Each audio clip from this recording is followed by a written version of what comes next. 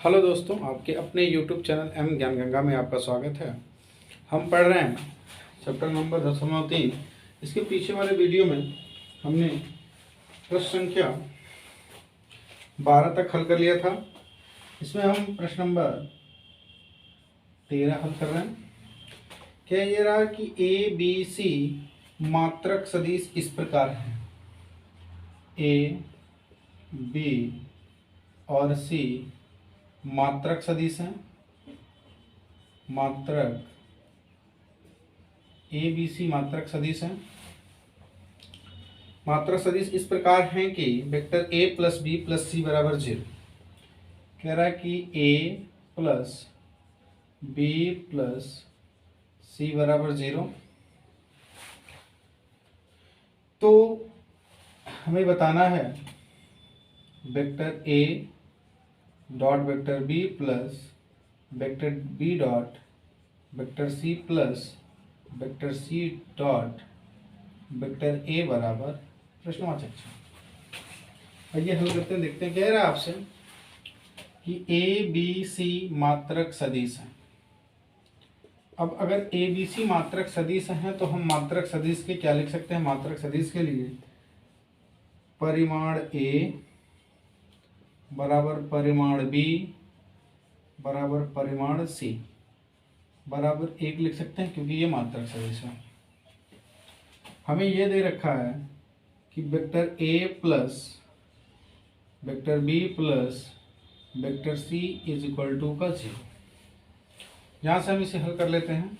जब इसे हल करेंगे तो हमारे पास आएगा वेक्टर ए प्लस वेक्टर बी बराबर माइनस वेक्टर का सी। ये समीकरण नंबर 1 बना देते हैं। इनके दोनों पक्षों में वेक्टर ए से गुणा कर देते हैं। यहाँ लिख लेंगे समीकरण 1 में दोनों पक्षों में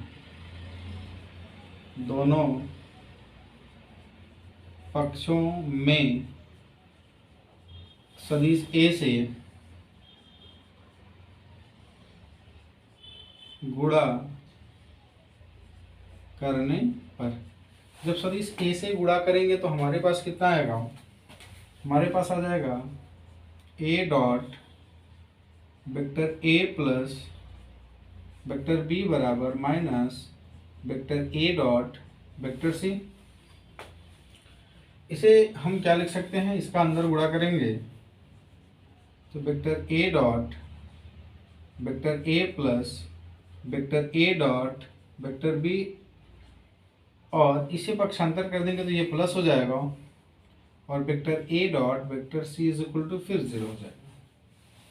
अब ए डॉट ए का जो मान होगा हम इसे लिख सकते हैं परिमाण square plus vector A dot vector B plus vector A dot vector C is equal to 0। यहाँ वेक्टर ए का जो मान है वो 1 दिया हुआ है। यहाँ लिखेंगे 1 plus vector A dot vector B plus vector A dot vector C is equal to 0। इसको पक्षांतर करेंगे तो हमारे पास आ जाएगा vector A dot vector B plus vector A dot vector C is equal to -1। ये समीकरण नंबर 2 बना के छोड़ दीजिए।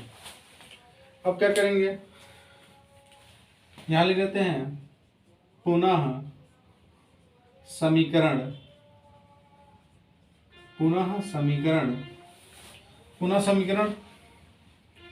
एक में बी वेक्टर बी से गुणा करने पर। बी से गुणा करने का मतलब हम इसे दोनों पक्षों में कर रहे हैं, क्योंकि इधर करेंगे तो इधर भी करेंगे। जब गुणा करेंगे बी से तो ये vector B dot vector A plus vector B is equal to minus vector B dot vector C होगा। गुणा कर देंगे तो vector B dot vector A plus vector B dot vector B is plus, ये इधर आ जाएगा तो plus vector B dot vector C is equal to 0। अब इसे हम लिख सकते हैं क्या, वेक्टर बी डॉट वेक्टर ए प्लस, इसको हम लिख सकते हैं वेक्टर बी परिमाण square plus vector B dot vector C is equal to 0। इसका जो मान है वो बी स्क्वायर है, बी स्क्वायर का जो मान है वो 1 है। जब 1 रखेंगे पक्षांतर करेंगे तो ये -1 बन जाएगा। तो vector B dot vector A plus vector B dot vector C is equal to -1। ये समीकरण नंबर बन जाएगा 2, 1 2, और ये समीकरण नंबर बन जाएगा 3। इसके बाद क्या करते हैं, पुनः दोबारा से यानी पुनः समीकरण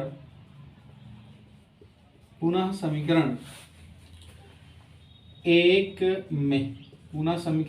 में वेक्टर सी से गुणा करने पर, जब पुनः वेक्टर समीकरण एक में वेक्टर सी से गुणा करेंगे, जब वेक्टर सी से गुणा करेंगे तो हमारे पास आ जाएगा vector C dot vector A plus vector B is equal to minus vector C dot vector C. अंदर गुणा करेंगे तो vector C dot vector A plus vector C dot vector B is equal to minus C vector C का ये square होगा। Vector C का जो मान है वो 1 है, तो यहाँ पे लिख लेंगे vector C dot vector A plus vector C dot vector B is equal to -1। ये समीकरण नंबर हो गया 4। हमारे पास कुल 4 समीकरण हैं। समीकरण 2, 3 और 4 को जोड़ने पर यहाँ लिख लेते हैं समीकरण 2 धन 3 धन 4 करने पर, जब समीकरण 2 धन 3 धन 4 करेंगे तो हमारे पास कितना आ जाएगा। समीकरण नंबर 1 है A dot B plus A dot C, दाहिना दाहिना वाला दाहिने के साथ और बायां वाला बाएं के साथ, तो A dot B plus A dot C हो गया। समीकरण नंबर 3 है B dot A plus B dot C plus, समीकरण नंबर 3 है C dot A plus C dot D is equal to, ये -1 है, ये भी -1 है और ये भी -1 है, तो ये -3 हो। सबको आपस में जोड़ लिया। अब जब सबको आपस में जोड़ लिया, मैं इसे रफ कर रहा हूँ, सबको आपस में जोड़ लिया।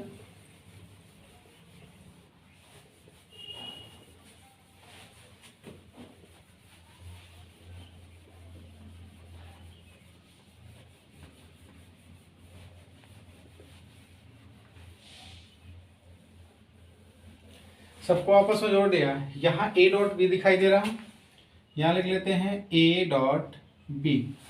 यहाँ ए डॉट बी दिखाई दे रहा है और यहाँ बी डॉट ए दिखाई दे रहा है, तो ए डॉट बी को हम बी डॉट ए और बी डॉट ए को हम ए डॉट बी लिख सकते हैं।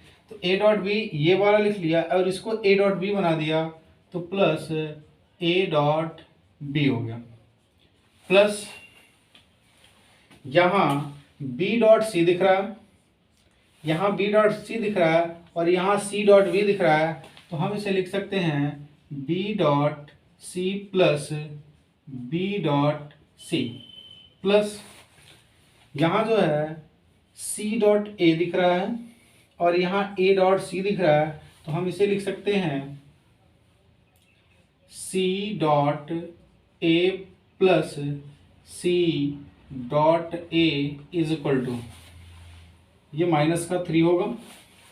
सबको आपस में जोड़ देंगे, 1 1 2 1 1 2 1 1 2, सब में 2 कॉमन हो जाएगा, तो हम इसे लिख सकते हैं, हम इसे लिखेंगे 2 A dot B plus B dot C plus C dot A बराबर माइनस का ये 3 होगा, फिर A dot B plus B dot C plus C dot A is equal to -3/2। तो अभी हमें ज्ञात करना था, हमें क्या ज्ञात करना था, हमें ज्ञात करना था A dot B plus B dot C plus C dot A का मान ज्ञात करना था, और इसका जो मान होगा वो होगा -3/2। ये हमारा क्वेश्चन नंबर, ये हमारा था क्वेश्चन नंबर 13। आइए क्वेश्चन नंबर 14 देखते हैं।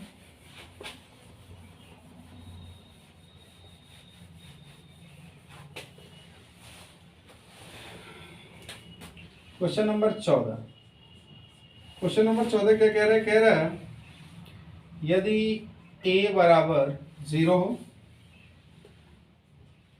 और b बराबर भी 0 हो, तब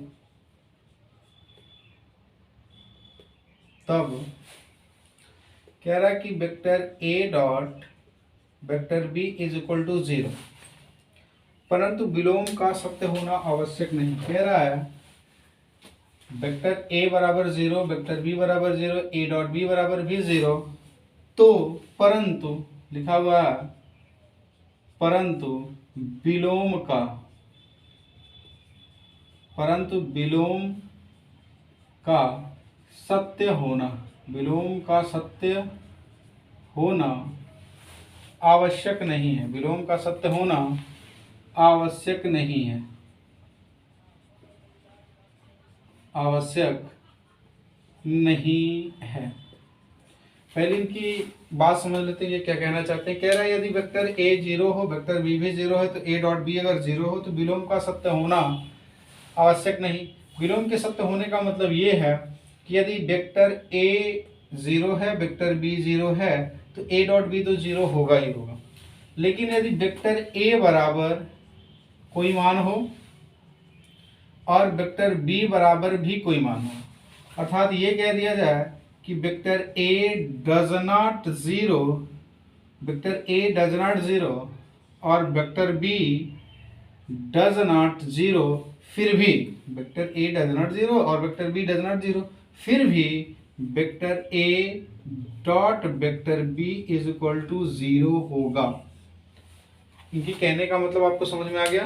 कह रहे हैं कि वेक्टर a बराबर 0, वेक्टर b बराबर भी 0, तो vector a dot vector b बराबर vector a dot vector b बराबर 0, परंतु विलोम का सत्य होना आवश्यक नहीं है। विलोम के सत्य होने का मतलब अगर वेक्टर a डज नॉट 0 और वेक्टर b डज नॉट 0, फिर भी vector a dot vector b is equal to 0। अगर हम वेक्टर a मान लेते हैं कि वेक्टर a बराबर i प्लस 2, i प्लस कोई नंबर मान लें, वेक्टर a बराबर i प्लस 2 जे और माइनस का यहाँ कुछ भी लिखना, माइनस का लिख लेते हैं, सिर्फ k लिख लेते हैं, क्योंकि हमें ये दिखाना है कि vector a dot vector b निकालने पे वो 0 आएगा, लेकिन वेक्टर a और b 0 नहीं है, यहाँ लिख लिया। अब यहाँ इसका कौन से नंबर से गुणा किया जाए कि जो इनका गुणनफल होगा वो 0 आएगा। अगर हम वेक्टर b बराबर मान लेते हैं, वेक्टर b बराबर मान लेते हैं i प्लस j और ये आ जाएगा प्लस का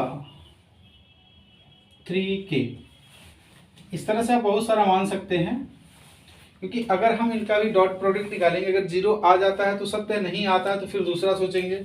अब इनका हम डॉट प्रोडक्ट निकालते हैं, तो vector a dot vector b is equal to, यहाँ लिखेंगे i plus 2j minus k dot i plus j plus 3k। आपस में इनका गुणा करें, यदि आपस में इनका गुणा करते हैं तो हमें क्या मिलेगा, हमें मिलेगा vector a dot vector b is equal to, i का गुणा i में होगा ये 1 हो जाएगा, 2 का गुणा 1 में होगा ये प्लस का 2 हो जाएगा, और 3 का गुणा इसमें होगा तो ये माइनस का 3 हो जाएगा।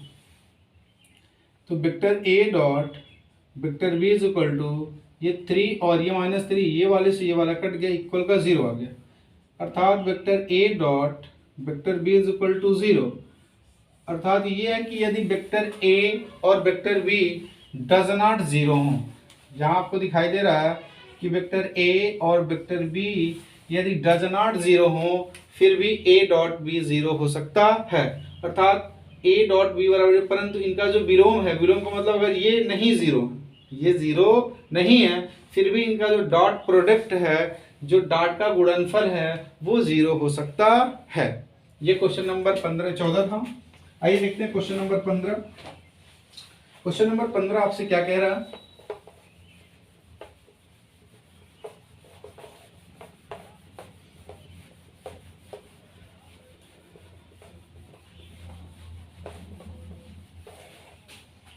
क्वेश्चन नंबर 15 देखिए, क्वेश्चन नंबर 15 कह रहा, यदि किसी त्रिभुज के ए बी सी के शीर्ष, एक त्रिभुज है ए बी सी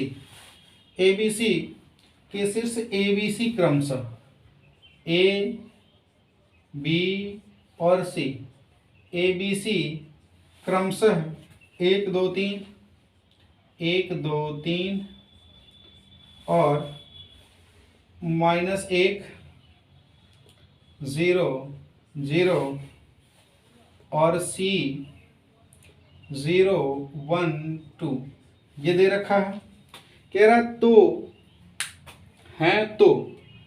हमें कोण ए बी सी बताना है। हमें ज्ञात करना है कि कोण ए बी सी, हमें कोण ए बी सी ज्ञात करना है।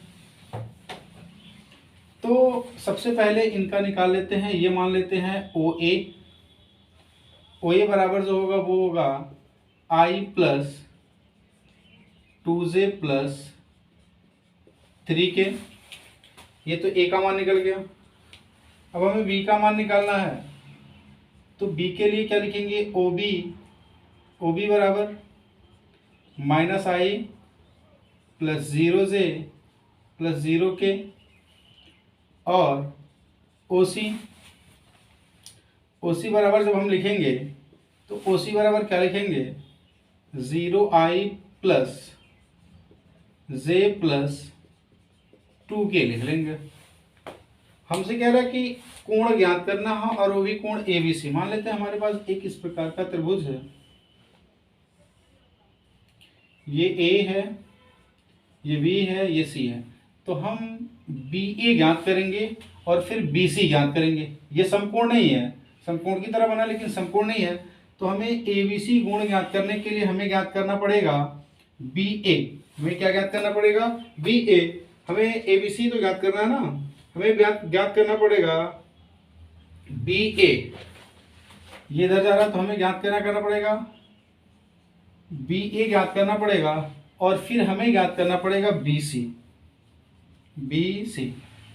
ये इधर जा रहा था, ये इधर जा रहा और इसका समकोण है, तो बी ए और बी सी ज्ञात करना है। तो जब हम बी ए ज्ञात करेंगे तो इसके लिए लिखेंगे ओ ए माइनस ओ बी। जब हम बी ए ज्ञात करेंगे तो ओ ए माइनस ओ बी। तो ओ ए का मान कितना है? ओ ए का मान है आई plus 2j plus 3k minus, ये सिर्फ 0 से कोई मतलब नहीं है तो माइनस है, तो माइनस यहाँ j लिख दें। माइनस j नहीं, आई लिखा है तो माइनस आई लिख लेंगे। ये हमारे पास आएगा i plus 2j plus 3k plus ये आ जाएगा आई। अब दिख रहा है ये जो प्लस आई है, ये प्लस आई है, तो ये मिलके क्या करेंगे? एक और एक 2i plus 2j plus 3k। ये जो हमारा मान निकल गया वो मान निकल गया बी ए का। ये तो बी ए का मान निकल गया। अब जब बी ए का मान निकल गया फिर हम निकालते हैं बी सी। जब बी सी निकालेंगे तो बी सी का मान कितना होगा? बी सी बराबर ओ सी माइनस ओ बी। तो ओसी का मान कितना है, ओसी का मान है j+2k, ये जीरो नहीं लिख रहे हैं, बीच में माइनस है, और b का मान कितना है, ये माइनस का i। इसे हल कर देंगे तो हमारे पास आ जाएगा, ये माइनस और माइनस प्लस हो जाएगा, माइनस माइनस प्लस, तो ये i प्लस j+2k बन जाएगा। ये हो गया BC का मान। अब हमें पता चल गया कि BA का मान इतना है और BC का मान इतना है। हम जानते हैं हमारे पास फार्मूला होता है cos थीटा बराबर, यहाँ लिखेंगे BA डॉट BC, यहाँ लगा लीजिए BA डॉट BC बटे परिमाण BA और परिमाण BC। इसे हल करेंगे। अब जब हल करेंगे तो हमारे पास आ जाएगा cos theta is equal to BA का मान 2i plus 2j plus 3k, 2i plus 2j plus का 3k,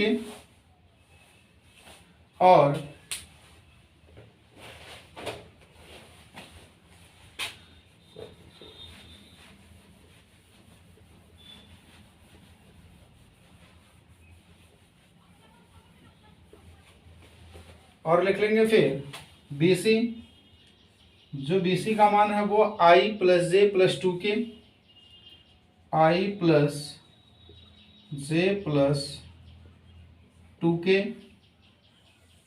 बटे, हम इनका परिमाण ज्ञात करेंगे, 2i plus 2j plus 3k, 2i plus 2j plus 3k, i plus j plus 2k, i plus j plus 2k। अब यहाँ हम इनका परिमाण निकाल लेते हैं। परिमाण निकालेंगे तो ये आ जाएगा रूट में 2 का स्क्वायर प्लस 2 का स्क्वायर प्लस 3 का स्क्वायर, फिर ये रूट में आ जाएगा 1 का स्क्वायर प्लस 1 का स्क्वायर प्लस 2 का स्क्वायर। यहाँ से इन्हें लिख सकते हैं हम, i का गुणा i में होगा तो ये 2 आ जाएगा, 2 का गुणा j में होगा तो ये 2 आ जाएगा, और इसका इसमें गुणा होगा तो ये प्लस का 6 हो जाएगा, बटे हो जाएगा रूट में। यहाँ हम लिख सकते हैं 2 दूना का 4 प्लस का 4 और प्लस का 9, ये रूट में होगा 1 प्लस 1 प्लस 2 का स्क्वायर होगा 4। इसे हल करेंगे तो हमारे पास आ जाएगा 10 बटे रूट में 9, 4 13, 13 और 4 17 गुणे रूट का 4, 1 5 और 1 6 हो जाएगा। यहाँ लिख सकते हैं 4 बटे 17 गुणे 6। अब हमारे पास आ जाएगा cos थीटा बराबर 17 बटे 4 बटे रूट में 6 सत्ते 42, 42 को 2, 4 बच गया, 6 का नम 6, 6 और 4 10, 102। तो यदि हम थीटा बराबर निकालते हैं तो थीटा बराबर आ जाएगा cos इनवर्स 4 बटे रूट में 102। तो इनके बीच का जो कोण होगा वो थीटा बराबर cos इनवर्स 4 बटे रूट में 102 होगा। ये क्वेश्चन नंबर 15 था। आइए क्वेश्चन नंबर 16 देखते हैं।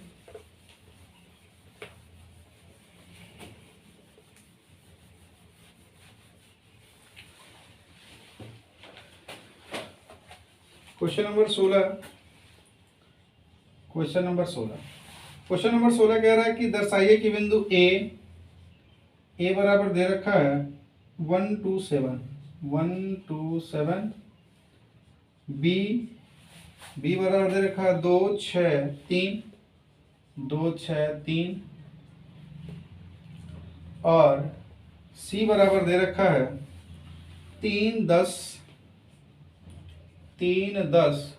और -1 ये दे रखा है। कह रहा है कि दर्शाइए कि ये संरेख हैं। हमें ये सिद्ध करना है कि ये संरेख हैं। ये संरेख का मतलब ये एक सीधी रेखा में है। तो एक सीधी रेखा में है तो ओ ए निकाल लेते हैं। ओ ए बराबर आ जाएगा, ओ ए बराबर आएगा i plus 2j plus 7k। O b बराबर ओ बी बराबर आ जाएगा 2i plus 6j plus 3k। और ओ सी बराबर आ जाएगा 3i प्लस 10j और माइनस का ये k। तो ये मान निकल गया ओ ए, ओ बी और बी सी का। अब यदि ये संरेख हैं तो एक सीधी रेखा में है। हम दो रेखाएं यदि दो सदिश दिए गए हों तो वो जानते हैं, लेकिन 3 है, इसका मतलब ये तीनों यदि आपस में बराबर आते हैं, यदि ये तीनों मान आपस में बराबर आएंगे तो ये संरेख होंगे। तो हम निकाल लेते हैं ए बी जो होगा वो होगा ओ बी माइनस ओ ए। जब ओ बी माइनस ओ ए होगा तो हम लिख सकते हैं ए बी बराबर ओ बी का मान है 2i प्लस 6j और प्लस 3k माइनस ओ ए की पूरी वैल्यू माइनस लगा लेते हैं यहाँ i plus 2j plus 7k। तो ये आ जाएगा 2i plus 6j plus 3k minus i minus 2j minus 7k। घटा लेते हैं इनको।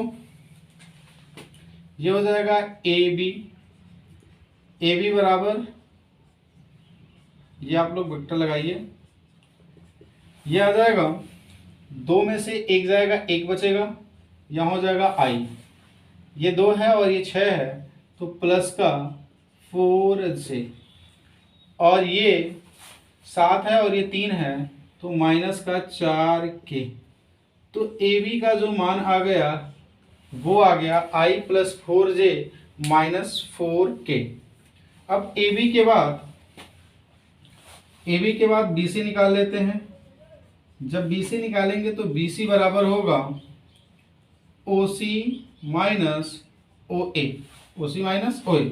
यहाँ निकालेंगे बी सी बराबर ओ सी का मान है 3i प्लस 10j माइनस के माइनस, अब लिखेंगे ए का मान, ओ ए का मान है i plus 2j plus 7k।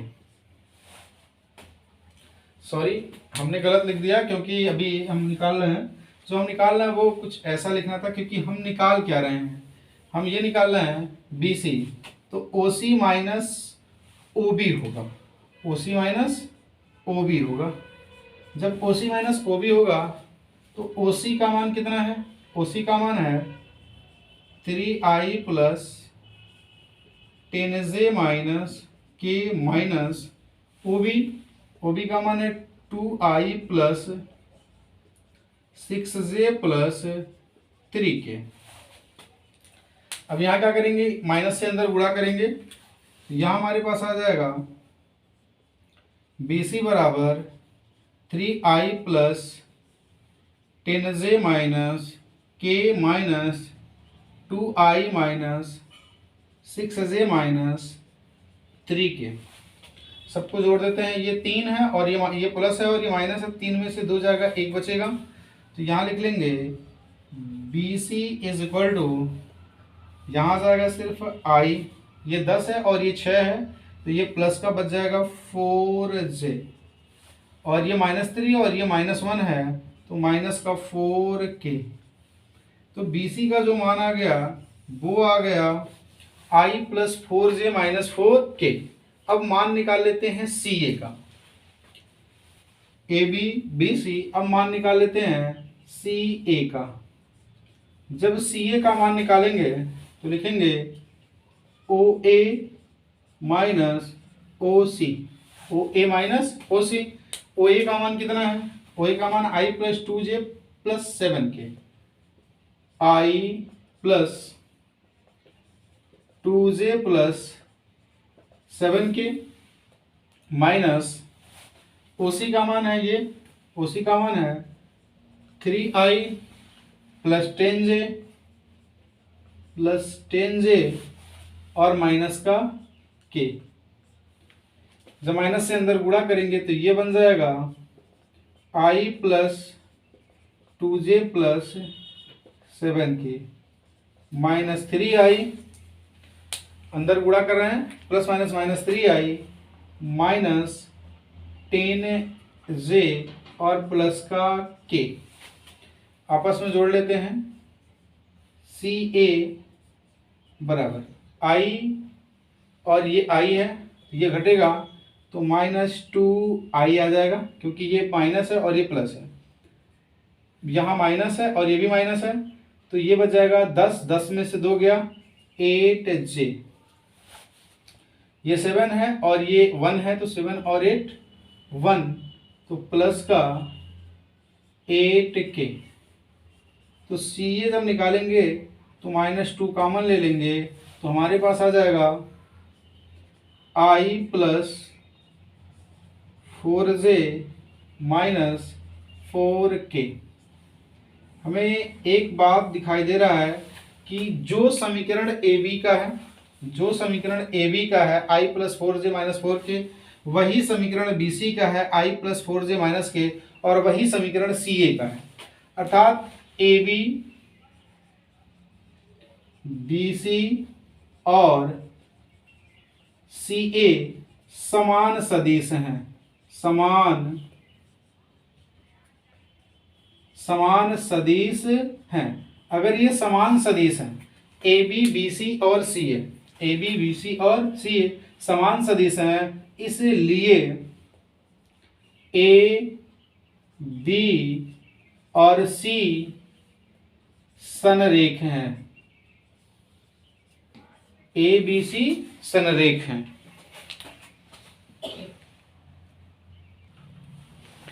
ये क्वेश्चन नंबर 16 हो गया। क्वेश्चन नंबर 17 कह रहा आपसे, क्वेश्चन नंबर 17 कह रहा आपसे कि दिखाइए कि सदिश 2i माइनस जे प्लस के, सदिश 2i माइनस जे प्लस के एक सदिश है। दूसरा है i minus 3j minus 5k, और फिर है 3i माइनस 4j और माइनस का 4k। कह रहा है कि दिखाइए कि एक समकोण त्रिभुज के शीर्ष की रचना करते हैं। अगर इसे a मान लिया जाए, इसे वेक्टर b मान लिया जाए और ये वेक्टर c हो,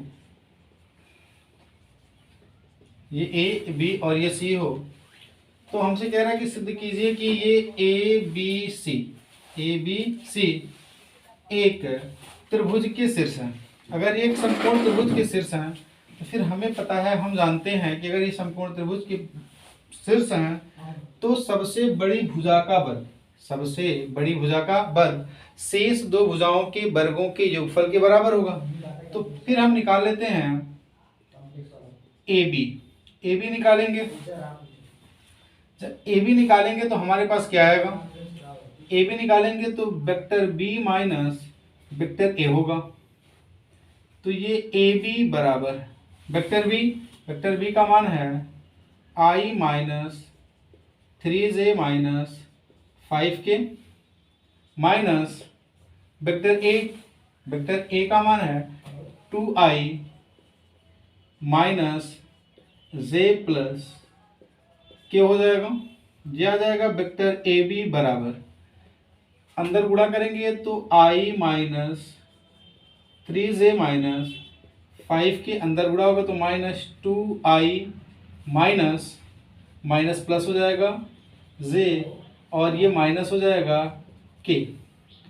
यहाँ लिख सकते हैं AB बराबर, इसमें से ये घटेगा तो -i, ये वाला और ये वाला आ जाएगा -2j और ये 5 है और ये -5 है तो -6k।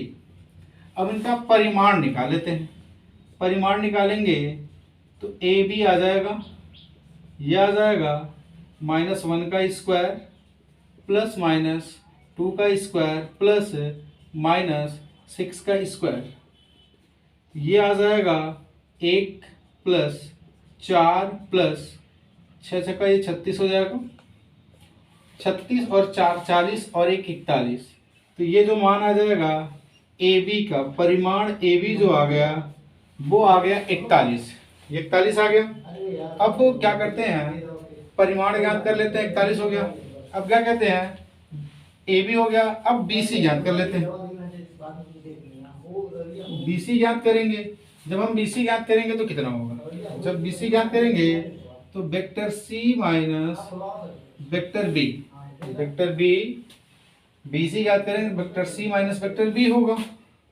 तो ये वेक्टर BC बराबर C का मान 3i minus 4j minus 4k होगा माइनस B का मान जो है वो i minus 3j minus 5k होगा। अंदर होगा 3i minus 4j minus 4k minus गुणा करेंगे तो ये माइनस और ये माइनस माइनस प्लस बन जाएगा 3j, फिर ये प्लस बन जाएगा और ये हो जाएगा 5k। यहाँ से इसे हल करेंगे तो ये 3i और ये i यहाँ जाएगा 2i, ये 4 माइनस का है और ये 3 प्लस का है तो माइनस का j हो जाएगा, और ये 4 माइनस का है और ये 5 प्लस का है तो प्लस का k हो जाएगा। ये आ गया BC। अब BC का परिमाण निकालेंगे तो परिमाण BC का होगा रूट में 2 का स्क्वायर प्लस -1 का स्क्वायर प्लस 1 का स्क्वायर। इसे हल कर लेते हैं, यह आ जाएगा 4 प्लस 1 प्लस 1, ये पूरा आ जाएगा रूट में 6। जो BC का मान आ गया वो आ गया रूट में 6। अब मान निकाल लेते हैं CA का। CA जब निकालेंगे तो CA निकालेंगे तो ये होगा A माइनस C। तो CA बराबर A का मान जो है वो 2i माइनस j प्लस के 2i माइनस j और प्लस का के माइनस C का जो मान है 3i minus 4j, 3i minus 4j minus 4k। तो CA बराबर यहाँ जाएगा 2i minus j plus k minus 3i plus 4j plus 4k। यह आ जाएगा CA बराबर, ये इसमें से माइनस होगा तो माइनस का i, ये माइनस है और ये प्लस है तो प्लस का 3j, और ये भी प्लस है ये भी प्लस है तो ये आ जाएगा 4 और 1 5k। जब हम इनका परिमाण ज्ञात करेंगे तो कितना होगा, परिमाण होगा CA इज इक्वल टू, ये आ जाएगा रूट में -1 का स्क्वायर प्लस 3 का स्क्वायर प्लस 5 का स्क्वायर। 5 का स्क्वायर आ गया। यहां से फिर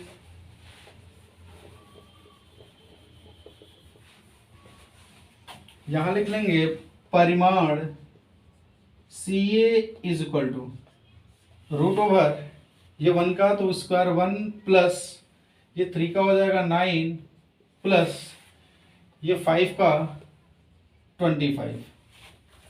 सहल करेंगे तो ये हो जाएगा, ये 9 और 1 10, 10 और 25 ये आ जाएगा 35। तो CA का जो परिमाण हो गया वो आ गया 35। अब हमसे ये कह रहा था कि सिद्ध कीजिए कि ये समकोण त्रिभुज के शीर्ष, अगर ये समकोण त्रिभुज के शीर्ष है तो सबसे बड़ी भुजा का वर्ग यदि शेष दो भुजाओं के वर्गों के योगफल के बराबर होता है तो ये समकोण त्रिभुज के शीर्ष है, और अगर नहीं होता है तो ये समकोण त्रिभुज के शीर्ष नहीं है। सबसे बड़ी भुजा AB, ये जो रूट में 41 बराबर, फिर CA रूट में 35 प्लस रूट में 6, सबका स्क्वायर अगर कर दें तो यह आ जाएगा रूट में 41 का रूट खत्म होगा, सिर्फ 41 होगा बराबर रूट में 35, रूट खत्म 35 और रूट में 6 का 6 खत्म, तो यह आ गया 41 बराबर 35 और 6 ये हो गया 41। सबसे बड़ी भुजा का वर्ग शेष दो भुजाओं के वर्गों के योगफल के बराबर हो गया, इसलिए ये त्रिभुज, ये शीर्ष ABC समकोण त्रिभुज के शीर्ष हैं। ये क्वेश्चन नंबर हमारा था 17। आइए क्वेश्चन देख लेते हैं, क्वेश्चन नंबर 18।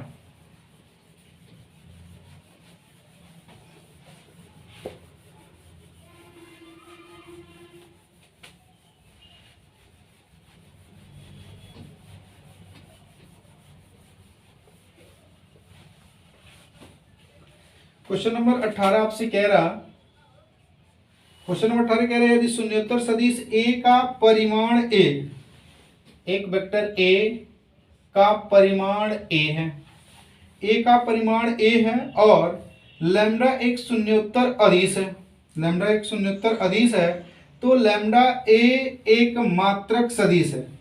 कह रहा है लैम्डा A एक मात्रक सदिश है। मात्रक सदिश का मतलब इसका जो परिमाण है वो 1 के बराबर है।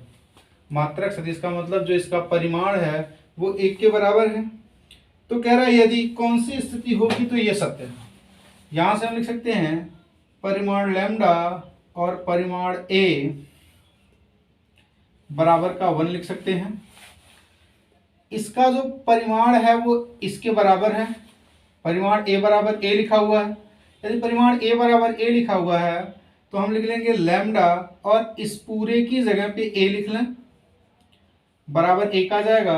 जब A मान निकालेंगे तो 1/1 आ जाएगा लैम्डा, अर्थात A बराबर 1 लैम्डा के लिए, अर्थात A बराबर 1/mod ऑफ लैम्डा के लिए, A बराबर mod ऑफ लैम्डा के लिए यह सत्य होगा।